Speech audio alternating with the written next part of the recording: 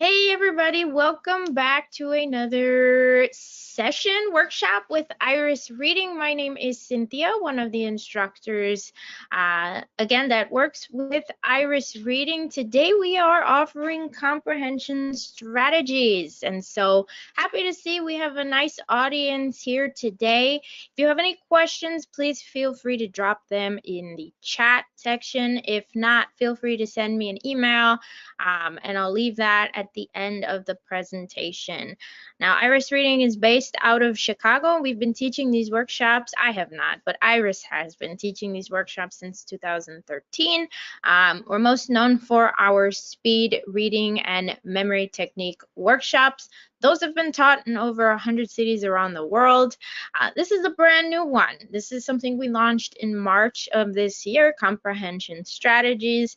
And I am curious to hear some feedback from you as to what your thoughts are on today's presentation. So again, I hope you find it helpful. If you're maybe struggling to better understand or just to simply understand a specific subject, maybe you're majoring in something and it feels completely foreign to you, we're going to talk about asking questions.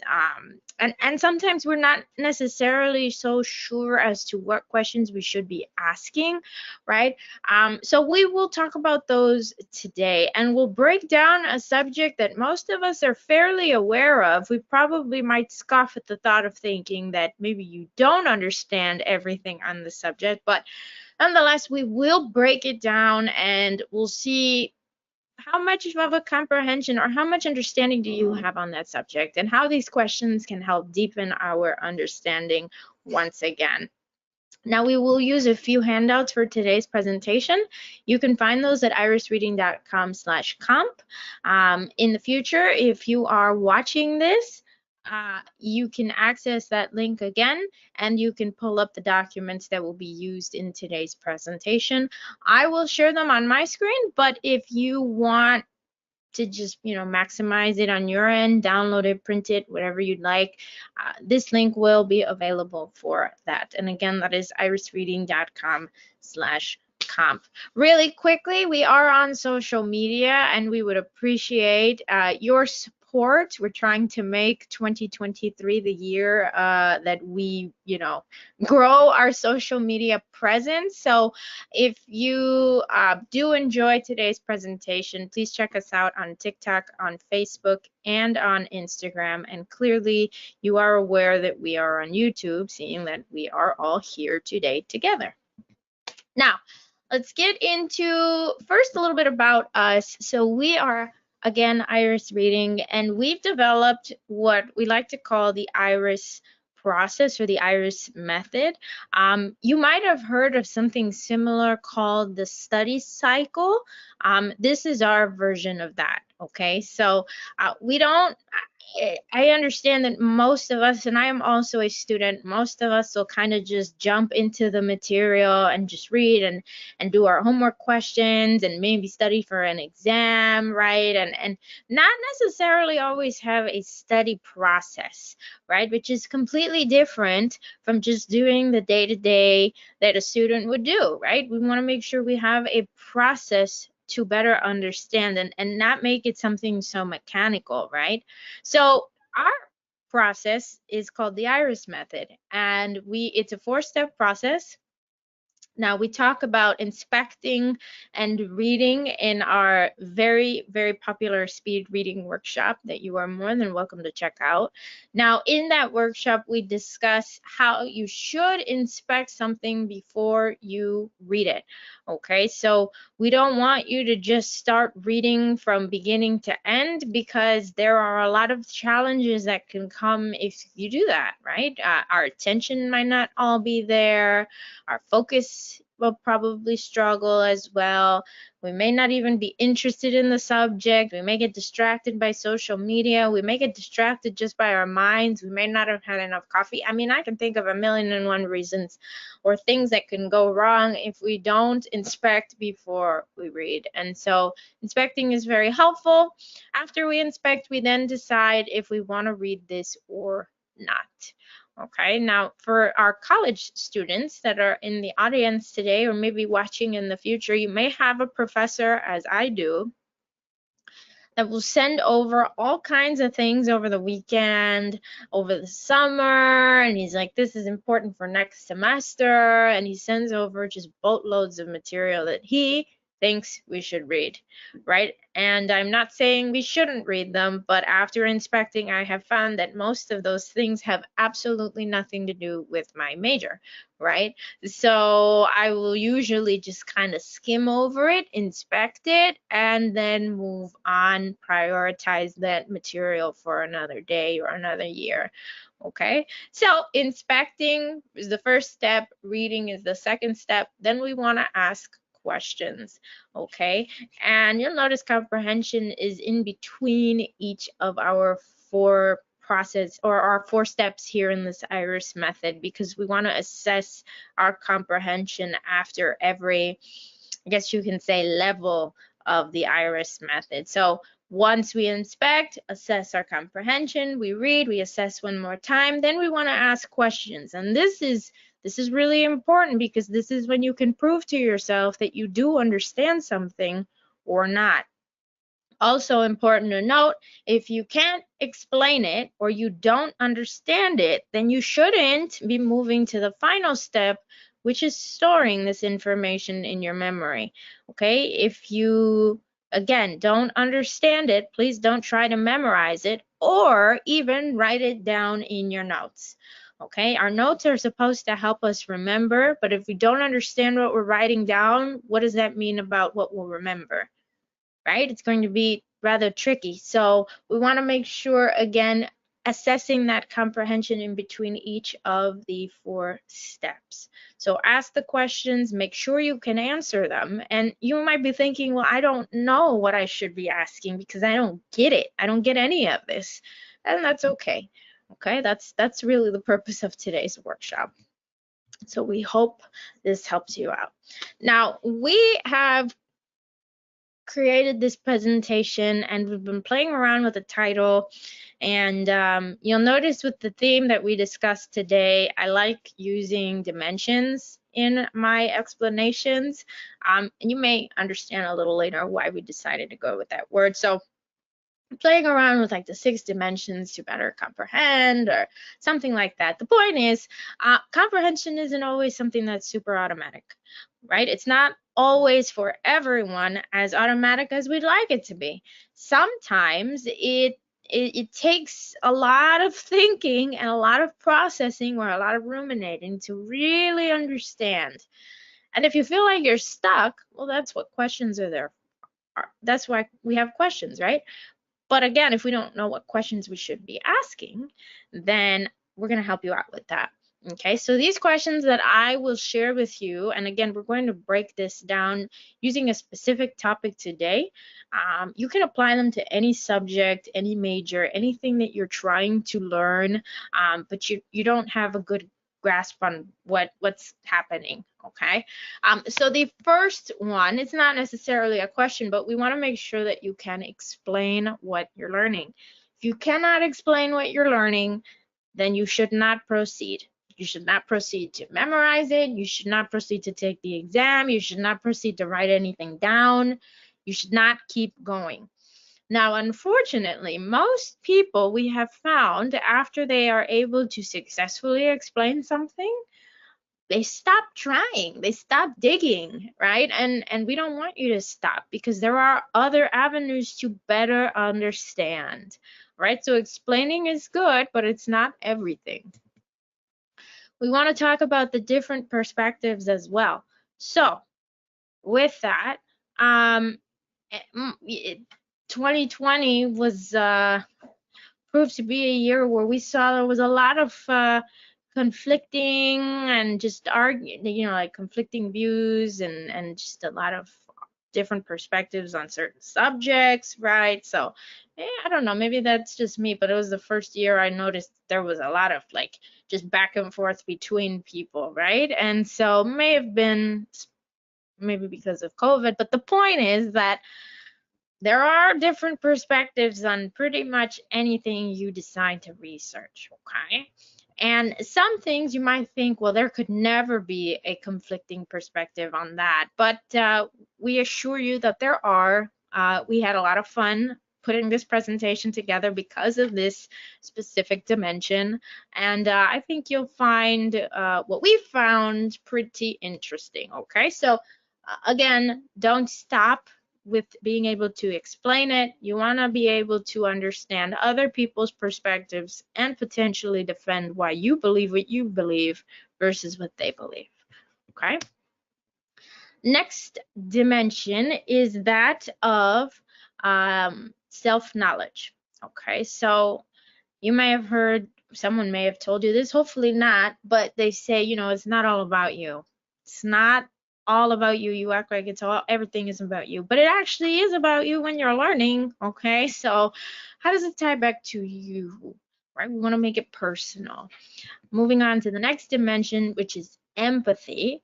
Okay, we want to tap into our feelings. We want to understand why this person wrote this, why the subject even exists, who discovered it, who created it, okay, and why.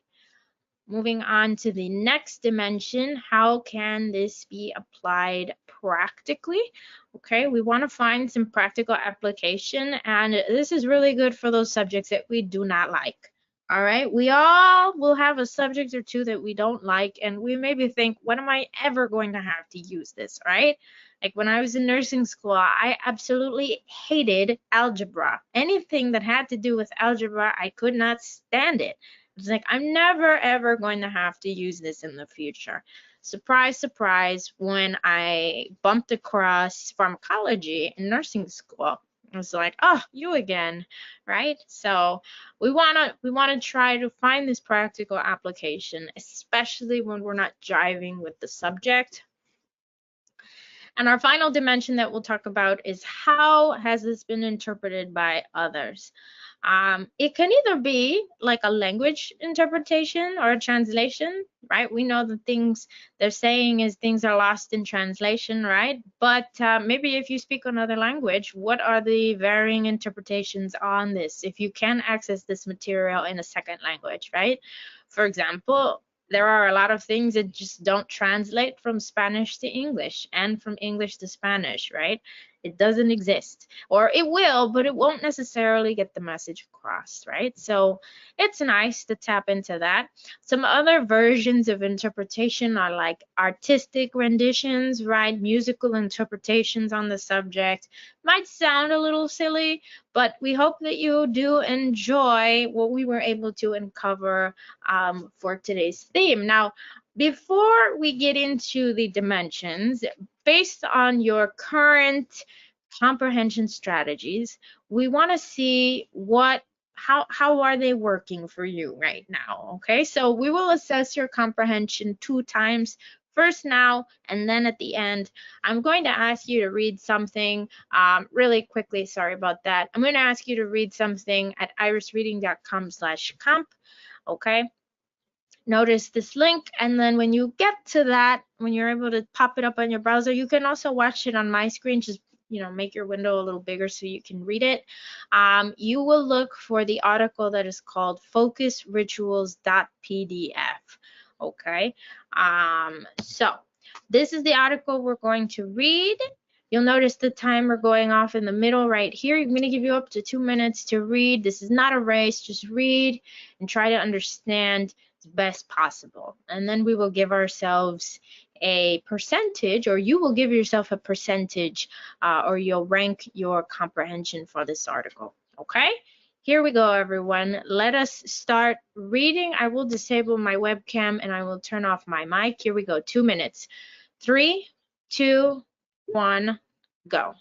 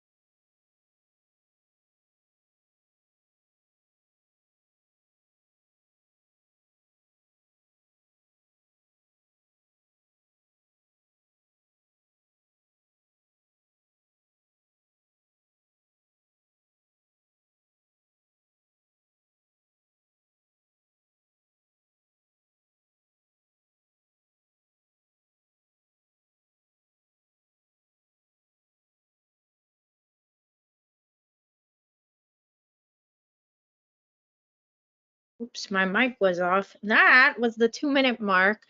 So now give yourself a percentage, right?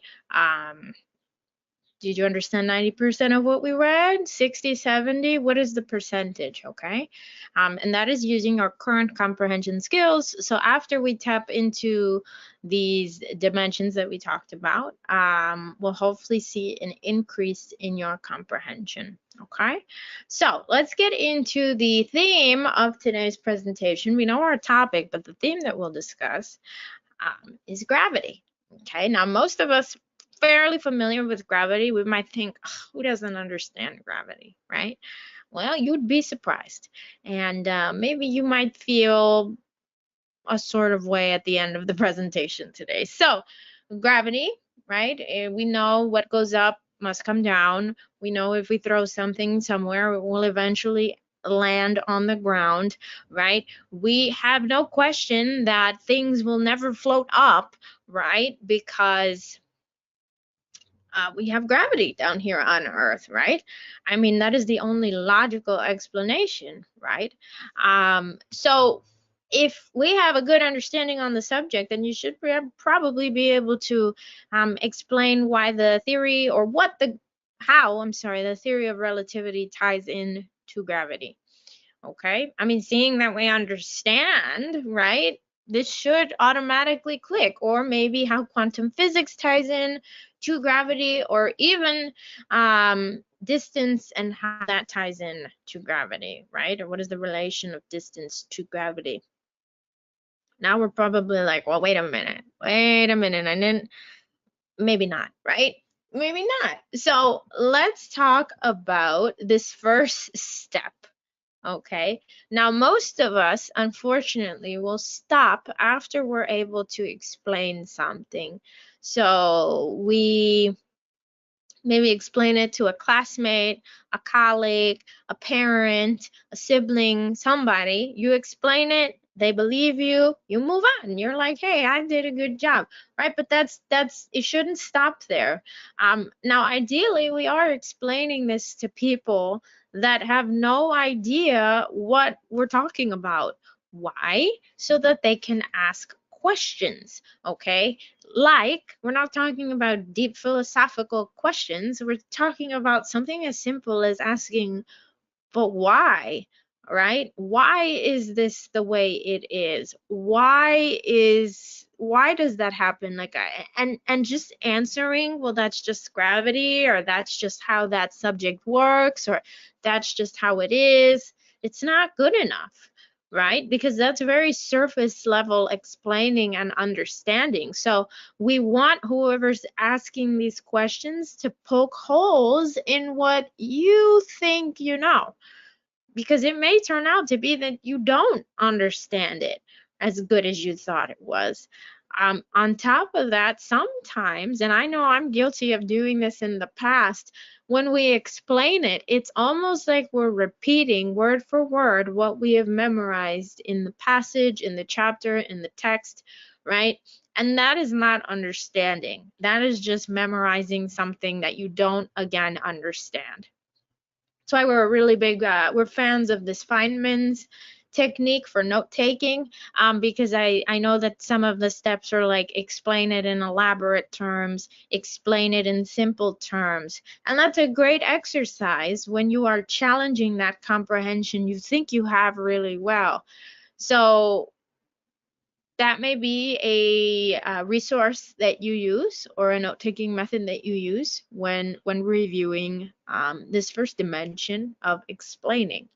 Okay, and again, we want to make sure that we're able to explain this simply, elaborately, in the middle. If you speak another language, can you explain it in another language, right? We don't just want to stop at being able to explain something or say it right from the book, word for word. That also reminds me of this Reddit thread I found.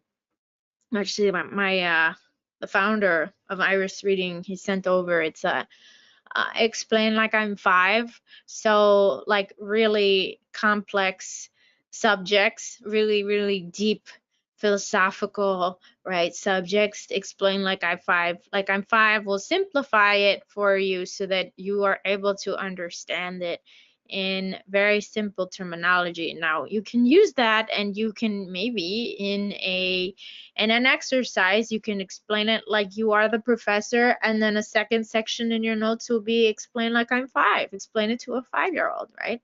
And see if you're able to do that. So we have a general understanding. Someone says explain gravity. Okay, what goes up must come down. Ta-da! That's explaining it for you. They're like, okay, but why? Why is that? Why does the ball roll down the ramp?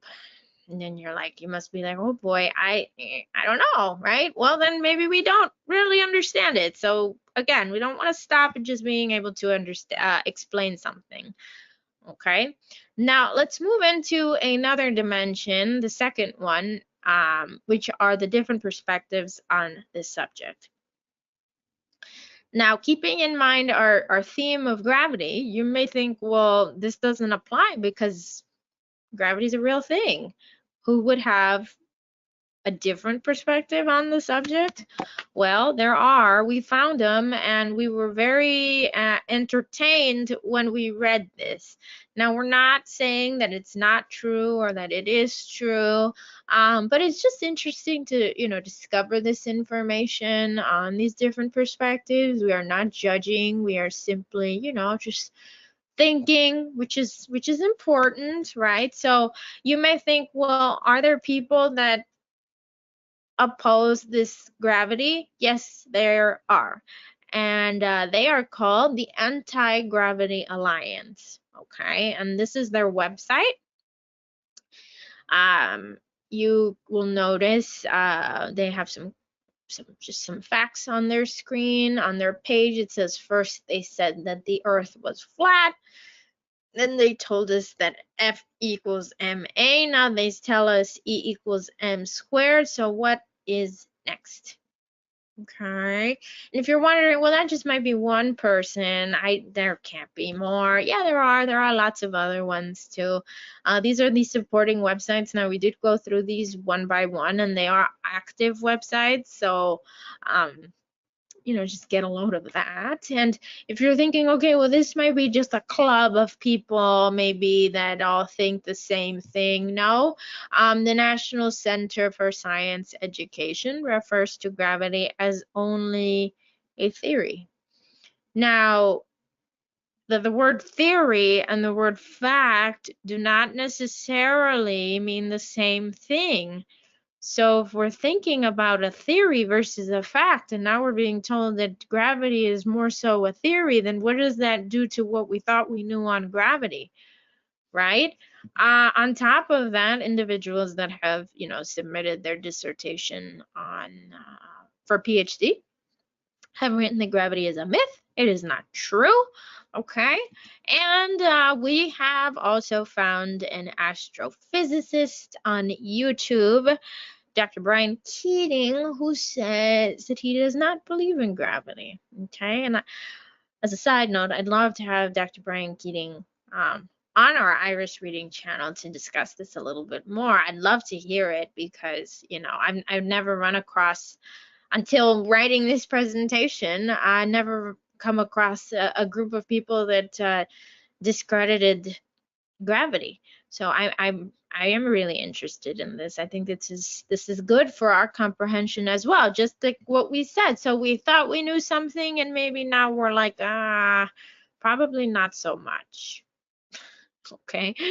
So just, we want to think about that. We want to think about, again, what we thought we knew. Would we be able to defend what we know against someone from the AGA, the Anti-Gravity Alliance? Okay. If not, then again, that means that we don't have as good an understanding as we thought we did. So those are two dimensions. We need to keep going. Third is your self-knowledge.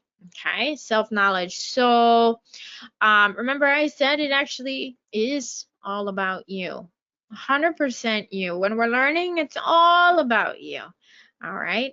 So what does that mean? Well, it means that we want to look for some function and purpose in our daily lives. Okay, for example, we just had Cinco de Mayo here in Chicago. Pretty big deal in Chicago. Lots of people celebrate it, right? So what does that mean? Well, it's possible that maybe one or two people maybe went a little overboard with their festivities, right? And so maybe the next day they woke up and they needed some eye drops because they just had a rough night, if you get what I'm saying, right? So there's some practical function and purpose. How? Well, if you have to use eye drops, right, because you got to get yourself together in the morning, you don't ever have to worry about these eye drops floating up because of gravity, right? We just know that. So it's simple function and purpose, but it's important to do this with everything we are trying to learn and better understand. Now, moving on to our next dimension, we have empathy. Okay, empathy. Now, you might think, okay, well, I kind of understand what's going on here. How is someone going to empathize with the subject of gravity? Well, it's a good question, right? Very good question. So let's think about this. Why would we have to empathize with maybe people that struggle with not having gravity always, like astronauts? What could we necessarily empathize with them? Maybe we might think, okay, well, they spend a long time away from their families, or maybe they don't get to eat the food that they want to eat, and that's all valid and true. But let's think about things that we do down here on Earth that astronauts probably can't do when they're up in space. Maybe a few things that we take for granted. For example, have you ever wondered what it's like to use the bathroom up in space? Probably never thought about it before, right? What the heck happens when you try to use the bathroom up in space? Now, down here on Earth, we go to the potty, we go to the porcelain throne, and we don't have to worry about anything, right? Flying out, but that's not the case when you're up in space, right? We can only imagine the horrific things that could potentially happen when you are using the bathroom up in space. So what has NASA done on this subject? Well, we found an article from the Smithsonian, and it's called How Do Astronauts Go to the Bathroom in Space? A look at the space shuttle toilet and the deepest, darkest secret about spaceflight. And I'll quickly read this to you. It says, for solid waste deposits. So number 2, the toilet has foot straps and thigh braces to help astronauts stay in place. The airtight bags on hand for toilet paper disposal. Astronauts spend a lot of time in training sitting on space toilets to learn how to create a strong seal and how to align themselves properly. In Houston, the Johnson Space Center has a bathroom for what does it say? Has a bathroom with 2 space toilets for practice. One model is fully functional. The other, a positional trainer, has a video camera beneath its rim and a television monitor on a table in front of it. Astronaut Mike Massimino calls this toilet the deepest, darkest secret about space flight. It takes a lot of glamour out of the business when you go for training, Elaine says. So maybe can we empathize with astronauts now? Okay, we're probably like, oh, I never thought about it, and that's normal. Most of us don't think about going up to space, right? Here's another fun one. Now that we're on this subject, curious as to what your thoughts are. What happens when you try to wash your hair or take a shower up in space? I found these really cool videos on TikTok of this astronaut that shows you how she washes her hair. So she has this bottle that kind of looks like a Capri Sun type of bottle, or you know, like a container, and it has a little straw sticking out of it. And what she'll do is she will squeeze water into her scalp, and then because there's no gravity, the water will start to kind of leave or float away. And what she'll do is she'll catch it and she'll rub it into her scalp. And that is how she washes her hair up in space. Here's another one. Just think about maybe burping down here on Earth versus burping up in space. Now we won't give you that answer, but we'll just say this. If you look it up, you're going to find the words chunky bubbles in the description.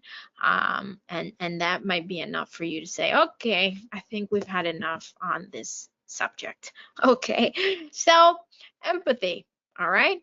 And you know, we may maybe initially think there's no way we can empathize with a specific subject. There's just no way. But we can. We just have to figure out, you know, we have to ask the right questions. And again, that's kind of the point of today's presentation, all right? Now, next dimension is practical application. Now, this may be easier to do in some subjects and not necessarily in others. Totally okay. Okay, so how is this applied in the larger world, for example?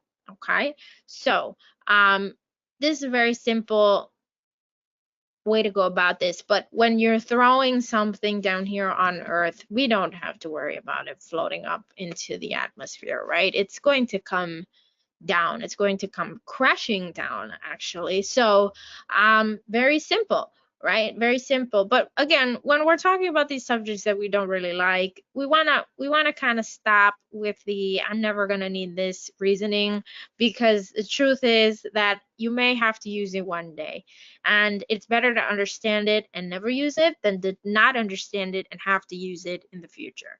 Okay, so just keep that in mind. Just for the sake of amusing yourself, try to find some practical application, okay? It will benefit. And then again, the end goal is to better understand a specific subject. So maybe one area will be a little more challenging to apply, but still just try, okay? So that is our practical application, and our final dimension is interpretation. Okay, so how has this been interpreted by others?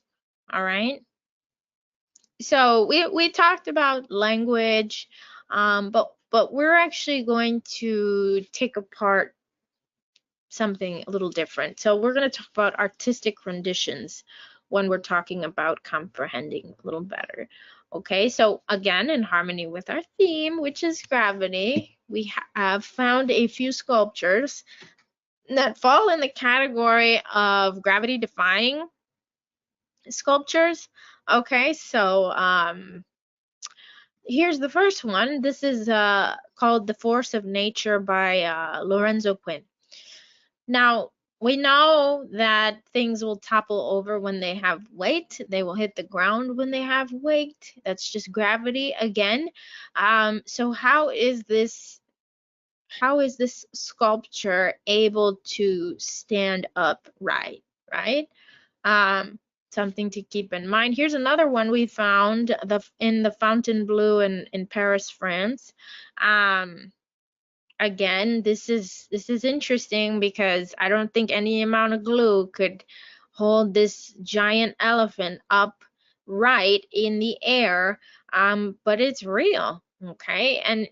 And your mind is telling you this shouldn't happen. This shouldn't be this way. It should fall over, but it isn't. Why? Here's another one. The floating rocks in Cairo. Okay, these rocks, we've actually had a few individuals that have helped in the installation of these sculptures in Egypt join our presentation, specifically this one on gravity. So it was nice to have the visitors also from Egypt join. But you may be thinking again, well, how is this staying upright? Okay. But again, remember, these are gravity-defying sculptures, and my favorite of all of them were these book sculptures that you can find in Madrid, Spain. Again, it's not really easy to understand how these are all kind of staying upright, but it's interesting just to see. Okay, so keep this in mind when you are looking up specific subjects. Again, artistic rendition or any type of rendition, right, on the subject will help you just get a better understanding on the subject, right? And it's nice to kind of just switch gears from only reading and obsessing over the material to kind of just looking at pictures and allowing your brain to relax and, just take in this information via a different, like a different source. So not necessarily words, but more so pictures in this sense. Something else that we found, now I didn't include it in the slides, but there was a composer named Gustav Holst, and he wrote a series of pieces on the planets, right? So there's one piece for each of the planets up in space. And while it's not necessarily on gravity, it was still interesting to listen to, right? Because gravity, the planets, Earth, everybody works together, right? So again, just another artistic rendition on a related subject. So let's do a quick recap of each of the dimensions. All right. Again, we talked about explaining something, so we want to make sure we understand it well enough to explain it in all the terms. We talked about the different perspectives on the subject, so find those different perspectives, try to understand them, and then try to defend your point of view versus their point of view. We talked about your self-knowledge, and remember to tie everything back to you. Make it as personal as you can. Empathy, again, we want to empathize with the material. We want to feel all the feelings, I guess you could say. We want to understand why this subject exists, why this book was written, why we're reading this right now. Okay, empathize in that way. Or, for example, with what we did with gravity, try to understand what it's like to be up in space with no gravity and having to go to the bathroom. I mean, that will probably make some of us like, oh gosh, right? And also some practical applications. So very important when we're talking about these subjects we don't like. Okay, find that practical application, as well as our final dimension, which is this interpretation, whether that be a language interpretation, artistic representation, musical interpretation, right? There are other things that are interpreted through dance. I'm sure that would have been fun to, research. Maybe I'll include that in the next presentation, some kind of dance representation on gravity, right? I can only imagine what that may look like. So again, just try to follow this as a template when trying to better understand what you are reading and learning. Okay, now something else that's really important for comprehension, we're going to give you a little taste of what we discuss in our speed reading workshop, is inspecting something before you read. All right, so when we're inspecting, we want to make sure we're looking for these things. We're looking for the intro, we're looking for the headings and subheadings, words in bold, titles of charts, tables, and diagrams, the conclusion, as well as any questions that may be published in the piece.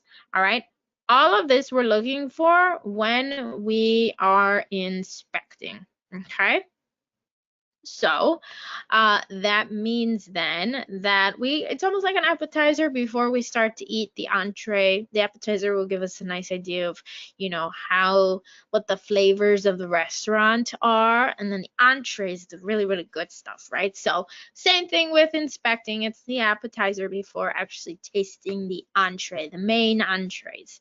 Now, we are going to, remember we said we're going to assess our comprehension the second time. So back to that irisreading.com/comp link, you're going to pull up the article that is called flow.pdf. Okay, and it looks like this. Now let's just inspect it together. All right, so we're only reading what is in yellow. Going with the flow. Life is a series of natural and spontaneous changes. Don't resist them. That only creates sorrow. Let reality be reality. Let things flow naturally forward in whatever way they like. Cool. All right, number 1, realize that you can't control everything. Ugh. Number 2, become aware. Number 3, breathe. 4, get perspective. 5, practice. 6, laugh. And 7, realize that you can't control others. Ugh, all right. And then in case you're wondering, this passage is selected from the book Focus, A Simplicity Manifesto in the Age of Distraction by Leo Babauta. I have that book, so if you'd like a copy of it, I'll share my email and you can just send me an email and I can get that to you, okay? Now, we have inspected the article, which means we tasted the appetizer, we ate the appetizer, and now we're going to finish reading the article. Okay, so I'm going to give you up to 2 minutes to finish reading this article, and then we're going to assess your comprehension a second time. I will disable my webcam, also disable my mic. Here we go, everyone. 2 minutes of reading. 3, 2, 1, go.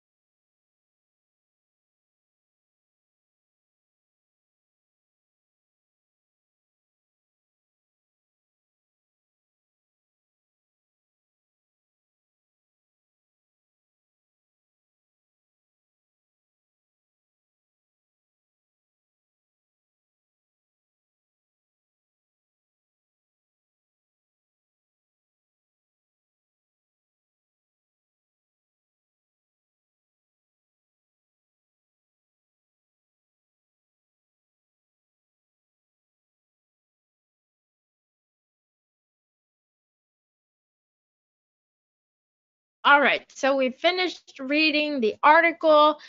Now let's assess our comprehension the second time. Okay, so maybe we were able to think about a little bit briefly on some of the dimensions that we've talked about, right? We were able to just kind of quickly think about that after reading. Maybe you tapped in with empathy. Maybe you were like, why did Leo Babauta write this article? What was he maybe going through, or he maybe saw someone going through something? So we try to empathize, right? Or we try to explain this to someone. We're like, see, this is why you need to go with the flow because of this article that I just found right here. It says this, this, and this, right? So that is us, again, tapping into those dimensions. We want to use them as we read and learn something. Okay. So if you made an improvement, you get the success baby. He is our mascot here at Iris Reading. Adorable. Okay. Now inspecting is more so of just getting the gist on something first and then nose diving into the material. All right. So try to do that when you're reading in the future. Okay. Try to kind of just get an overall understanding before you start to read. Really, really helpful.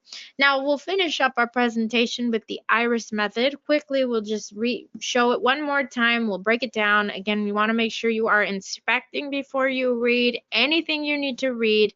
Then we want you to read it, right? Or decide not to read it. We want you to ask questions, all the questions, every question. No question is a silly question, okay? Make sure you can answer them and then move on to the final step, which is either memorizing it and storing it that way or writing it down and storing it on paper. Okay. Just a side note, we do offer a note-taking workshop as well as a memory workshop and a speed reading workshop. So you can find those at irisreading.com. Now, if you would like the copy of the book that I mentioned earlier, you can send me an email at cynthia@irisreading.com and I can get that to you. Okay. And with that, we are done with today's presentation. So I want to thank you for sitting in. If you have any questions, please feel free to send me an email again at cynthia@irisreading.com. You want to learn a little bit more about who we are here at Iris Reading, definitely reach out. Also a good way if you want to support our channel, we would really appreciate that, whether that is liking the video, subscribing, or checking out our other social media and joining the Iris Reading family. I hope to see you in a future workshop. And again, don't forget to reach out. Talk to you all soon. Thank you.